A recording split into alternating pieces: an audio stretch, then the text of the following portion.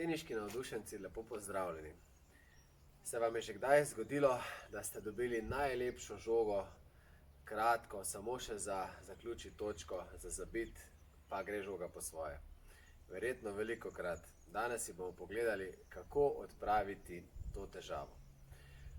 Najprej nekaj teorije. Sami, ko boste lahko šli na igrišče, preverite, ali je res to žogo potrebno udariti najmočneje, kolikor lahko, ali je dovolj, da jo natančno usmerite tja, kjer recimo nasprotnika ni. Velika umetnost profesionalcev je tudi, da odigrajo žogo tako močno ali toliko natančno, kot je potrebno.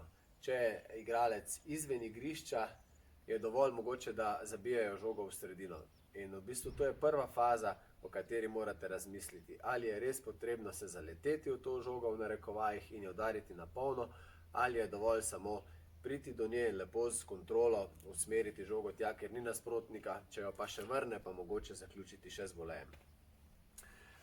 Stvari, ki so najpomembnejše, koliko jo me dobro vidite, se pravi ta poklop žoge navzdol. Če gremo na forehand strani, ta poklop žoge navzdol je najpomembnejša stvar. Se pravi, če mi z zapestjem lahko to žogo kontroliramo.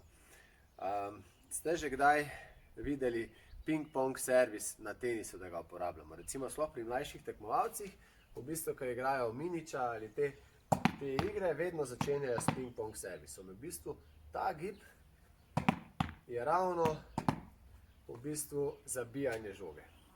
Ko obvladamo ta gib, si lahko začnemo metati malce težjo žogo, višjo žogo.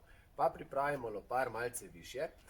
Zelo pomembno je, da vsak napad odigramo pred sabo in da se z zgornjim delom telesa nagnemo skozi žogo. Jaz dostikrat tekmovalcem rečem, da si naj predstavljajo, da so kot skakavci, ki se morajo odriniti naprej. Se pravi, če mi gremo samo navzgor, ne bo v redu, ampak v bistvu mi moramo to žogo se nagniti v njo diagonalno, recimo pod kotom 45 pa 60 stopinj. Jaz se pravi, pripravim lopar gor visoko, si vržem žogo in lepo z zapestjem pokrijem navzdol.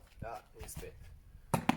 In v bistvu to je napadalni udarec. To je udarec, s katerim mi zaključujemo žoge.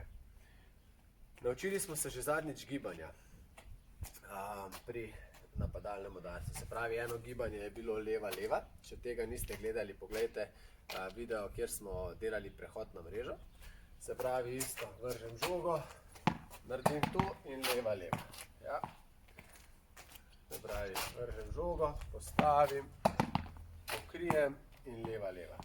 Ali pa drugo gibanje, ki smo ga zadnjič naredili, vržem žogo, nastavek, pokrijem in odigram. Težja vaja bi bila to igrati sedaj brez napake. Če vam to uspe, vidite, vadim zopet samo zapestje. Samo zapestjem, vadim navzdol.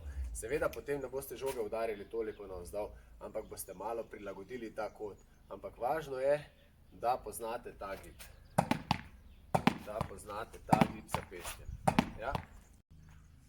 Popolnoma enake so vse stvari tudi na backhand strani. Tam primemo lopar samo z levo roko, ga pripravimo gor više in enako, v bistvu potem, ko imamo dvoročno, leva roka pokrije žogo navzdol. Pa isto si lahko vržem in z levo roko pokrivam, da dobim ta občutek. Zelo pomembno je, da žogo udarimo pred sabo in pa potem kasneje, ko delate zgibanja, da se vržemo v žogo. Se pravi, se nastavimo visoko lopar in se vržemo skozi žogo, v bistvu jo pokrijemo.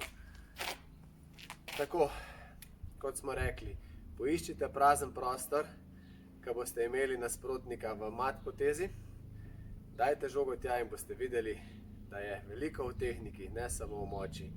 Do takrat pa vadite ta gib, da vam bo prav prišel na igrišču.